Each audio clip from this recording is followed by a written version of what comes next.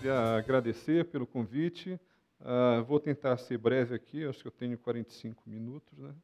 Então, e vou falar nesse meio tempo o que é a teoria da resposta ao item, novas tendências, exemplos, um particularmente voltado ao teste adaptativo computadorizado, onde tem a sigla CAT, a sigla adotada ainda em inglês, e perspectivas acerca dessa área, no sentido de que como se pode adotar esse tipo de situação para fins de melhoria da educação brasileira. Bom, vai ser uma palestra que, na verdade, bem diferente das anteriores. Eu acho que eu estou até com uma certa dó, porque vai ser extremamente técnica. Por favor, não durmam. Tá? Mas vamos lá. Essa metodologia, na verdade, ela já está incorporada no sistema de avaliação brasileiro. Ela, como eu já falei, vem sendo adotada, por exemplo, no PISA e nas grandes avaliações nacionais. Então, ela tem que se mostrar a que veio, para que é que ela serve e o que é que pode efetivamente ajudar. Eu diria que, na verdade, é uma metodologia, uma inovação tecnológica. Tá? Ela agrega novas funcionalidades. Não agrega recurso em primeiro plano, mas agrega novas funcionalidades e é voltada para a análise das questões propriamente. Aqui foi apresentado um conjunto de projetos, nesses projetos, experiências inovadoras, experiências excepcionais, e surge aquela pergunta, efetivamente está contribuindo e o quanto está contribuindo? O quanto esses instrumentos são bons a ponto de melhorar a relação ensino-aprendizagem, a fim de melhorar a instrumentação do professor. Então, nós vamos focar aqui a apresentação da TRI e o objetivo dela é análise de itens. Itens vamos entender como questões de prova, em princípio, na verdade tem um conceito diferente, questões de um teste. Na área de teoria da resposta ao item, na área de avaliação, o que se diz é que passou-se com a utilização dessa metodologia do analógico para o digital, porque realmente ela consegue melhorar muito o que já vinha sendo feito na área de avaliação. Para que ela serve? Serve, no geral, para a construção de indicadores. Indicadores gerais, indicadores de desempenho, indicadores de satisfação, indicadores de comodidade, de eficiência, de dedicação, empenho e um conjunto de outras características que podem muito bem vir a ser utilizadas para fins de conhecimento, de produzir informação e que essa informação possa ser bem adotada nas salas de aula. Ela permite gerar um nível de informação tão grande que eu posso construir uma escala de proficiências, uma escala de conhecimentos, assim como é feito, seja no PISA, seja na Prova Brasil, seja no SARESP, ou em várias outras áreas, uma escala de proficiência em que eu consigo determinar, em vários níveis de proficiência, o que se sabe, e particularmente o que não sabe-se naquele nível. E a partir desse tipo de proficiência, esse tipo de conclusão, finalmente ter uma tomada de decisão mais enérgica a fim de melhorar a condição dos nossos clientes, dos nossos alunos. Bom, além de tudo, uma coisa que tem sido feita em diversos sistemas é a utilização para a determinação de metas. O que é que eu espero daqui a 5 anos, o que é que eu espero, o que é que eu planejo para daqui a 10 anos, a 20 anos e assim por diante. Para isso, eu tenho que ter uma característica muito simples. Eu preciso ter comparabilidade. E essa comparabilidade é uma coisa que é uma grande inovação que essa metodologia nos trouxe. É o ponto 5, que é a necessidade de ter essa comparabilidade. Isso me permite, por exemplo, ter vários indivíduos fazendo uma avaliação totalmente diferente, uma aqui, o outro a 3.000 quilômetros de distância, ou na sala do lado, mesmo sendo avaliações diferentes, mas que as notas sejam totalmente comparáveis. Por mais que isso pareça trivial, não é, gente. Não é de forma alguma. Muito menos uma avaliação de agora com uma avaliação de daqui a 10, 20 anos. Não é trivial. A metodologia estatística tem permitido a conclusão, essa comparabilidade, e isso tem por base uma única coisa, informação. Informação dos nossos instrumentos de avaliação, que são os itens. Está no ponto 4 aí. Na verdade, nós precisamos conhecer muito bem os itens, as questões de um teste, e, a partir daí, construir um grande banco de itens, e esses bancos de itens vão nos permitir toda essa comparabilidade. Bom, Quais são as ideias subjacentes acerca dessa metodologia? Primeira, relativamente óbvia, particularmente no caso de avaliação educacional, quanto maior a proficiência de um aluno, maior é a probabilidade dele acertar a cada questão de um teste, de uma avaliação. O princípio é óbvio, depois a gente vai ver se funciona. Ela usa funções, usa conceitos estatísticos extremamente importantes. Eu coloquei uns exemplinhos aí, são exemplos, alguns bastante conhecidos, tipo aniversários, convergência, eleição. O que é esse aniversário? São conceitos, estatística é o seguinte, às vezes a gente consegue entender muito facilmente, às vezes a gente não consegue entender nada. Tá? Por exemplo, esse probleminha aí diz o seguinte, se eu tiver um grupo de 23 pessoas selecionadas ao acaso, só 23, a probabilidade, ou seja, a chance de que pelo menos duas façam aniversário na mesma data, já é de 50%, um pouco superior a 50%. Se esse grupo subir para 30%, ou de 30 pessoas, essa probabilidade já ultrapassa os 70%. Se esse grupo for de 50 pessoas, já ultrapassa os 90%. E se chegar a 60%, já é 99,5%. Pode-se fazer um teste em qualquer lugar, e isso realmente contradiz totalmente a nossa intuição. Estatística tem muito isso, contradiz nossa intuição. Assim como a eleição, como é que eu posso fazer uma pesquisa com 2.000 pessoas, 3.000 pessoas, e ter uma precisão tão grande a ponto de eu decidir para milhões e milhões de pessoas, como o país? E funciona, e realmente funciona. Tá? Então, nesse caso, usando esses conceitos, eu poderia fazer a terceira pergunta. Olhando para um conjunto de respostas e as características de cada item. É por isso que eu preciso entender, conhecer as características de cada item. Qual é o valor mais provável para a proficiência de um aluno, seja em matemática, seja em português? Eu tenho escalas diferentes para cada uma das áreas. Então, eu preciso, com base no conjunto de resposta, e repetindo, o conjunto de características dos itens, estimar qual é o valor mais provável para a proficiência do aluno. Isso é feito, seja no TOEFL, repetindo, no PISA, Prova Brasil, SARESP, todas as grandes avaliações nacionais e internacionais fazem exatamente isso.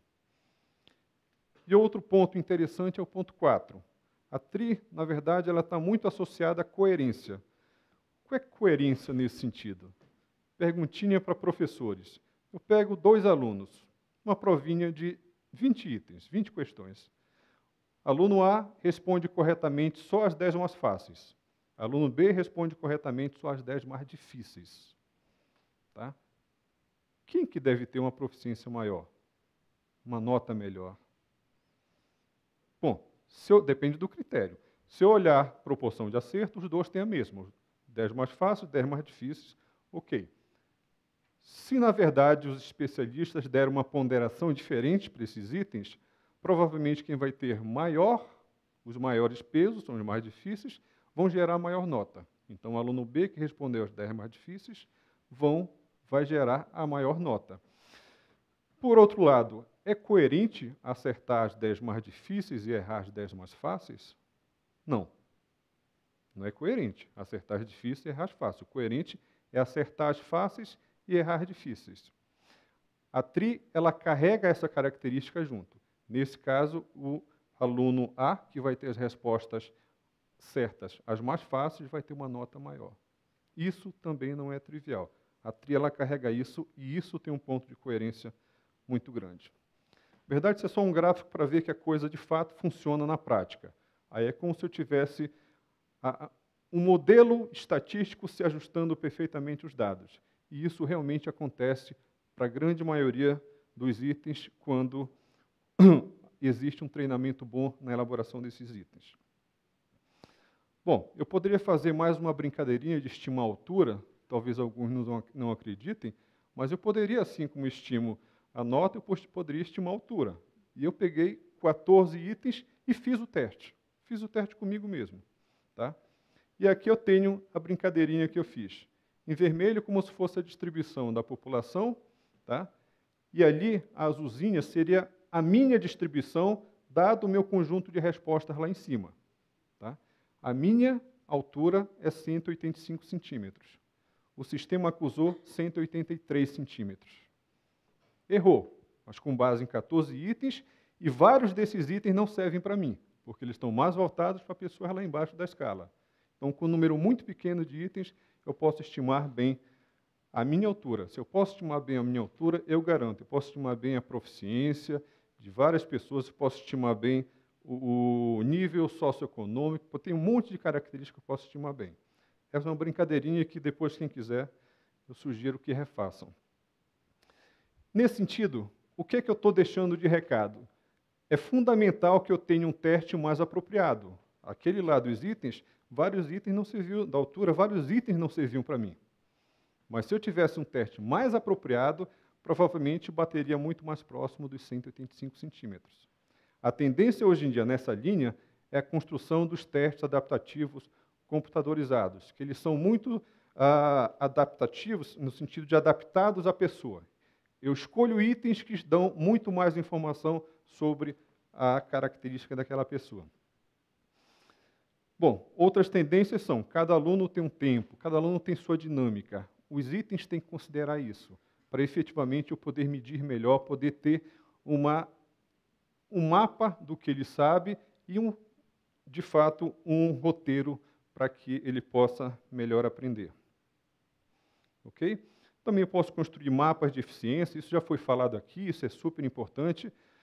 Melhor ainda quando é feito com critério totalmente científico. Ou seja, a gente tem uma escala e nessa escala a gente sabe efetivamente o que é que o indivíduo sabe, o que é que o indivíduo não sabe. E muito disso é baseado nas respostas corretas e particularmente incorretas. Os itens com resposta incorreta, às vezes, dão muito mais informação do que os itens com respostas corretas. Dizem muito melhor o que é que eu não sei. Tá? Obviamente, novos itens com plataforma multimídia é uma coisa que tem sido uma tendência ultimamente. Já está apitando aqui os 2 minutos. Então, vou falar rapidinho. Esse exemplo, eu vou citar o primeiro, tem 3 casos aí. Aqui é como se tivesse um teste adaptativo, em que eu pego um conjunto de itens, vou atribuindo para o indivíduo, para os alunos, e aqui, ao final do primeiro gráfico, eu tenho sempre a convergência para aquela linha vermelha. Essa linha vermelha, na verdade, seria a verdadeira proficiência do aluno. Então, é uma simulação, e aqui na última, por exemplo, é a curva do aluno. Como ela é mais apropriada, ela está muito mais fechadinha, dizendo que eu consigo estimar com muito mais precisão. Então, esse é o recado desse segundo caso também, alguém com proficiência em cima da média, e um terceiro com proficiência também extremamente acima da média. Então, o processo realmente funciona, converge como os estatísticos falam. Bom, além disso, além dos mapas de eficiência, a gente pode ter testes multidimensionais, ou seja, por exemplo, quanto o item de matemática, a área de matemática, depende da área de linguagem. Fatores externos, o quanto a zona em sala de aula prejudica o desempenho. Eu estava apresentando agora, falando de um estudo que eu fiz aqui em São Paulo, em que cada aluno deu o seu nível de percepção sobre o nível de comportamento em sala de aula. O quanto o professor demorava, efetivamente, para iniciar a aula. Se ele demora muito, é porque é uma sala que tem um certo descontrole em termos de organização. O resultado dessa análise aí foi impressionante. O que nós concluímos é que salas onde o nível de zona, como foi dito, zona, é médio, isso tem um atraso de 10 pontos na escala SAEB, com relação àquelas que não têm um nível de organização complicado. 10 pontos é 6 meses. 10 pontos são 6 meses. Aquelas turmas que apresentaram um nível de descontrole muito maior, gasta-se muito mais tempo, tiveram 20 pontos de atraso. 20 pontos de atraso é 1 ano, gente. É 1 ano. Então, esse é um fator que a gente pôde perceber que influencia muito. É claro que uma turma nessas condições, o professor já tem muito menos tempo, efetivamente, e tem muito menos domínio acerca da turma considerada. Então, essa é uma das conclusões que pode, eventualmente, vir a fazer parte da política para melhoria da aprendizagem nas escolas. Bom, tem muitas outras contribuições que podem ser dadas com essa metodologia. Eu vou citar um ponto 4 ali, onde a gente alguns projetos, na verdade, já foram delineados nessa linha, mas, por exemplo, alguns investidores sociais poderiam ter testes adaptativos. Isso já está sendo feito por várias instituições aqui, verdade? Por exemplo, um Google Cat, um Google para ser mais genérico, um Google Cat, há projeto de jornais sendo dado e cedido às escolas para que os alunos possam efetivamente ter contato com leitura em um tempo muito melhor. Livros de férias, isso em alguns lugares adotam, mas não é uma característica muito generalizada. Projeto de pais escolados, onde realmente isso tudo tem que fazer efeito e a gente tem que saber medir. E a gente mede através da construção de indicadores. Bom, basicamente era isso. Eu acho que tem muito mais a apresentar depois, mas, sobretudo, eu acho que a TRI realmente ela pode ser usada, se muito bem usada, para a melhoria da educação brasileira. Gente, era isso. Obrigado.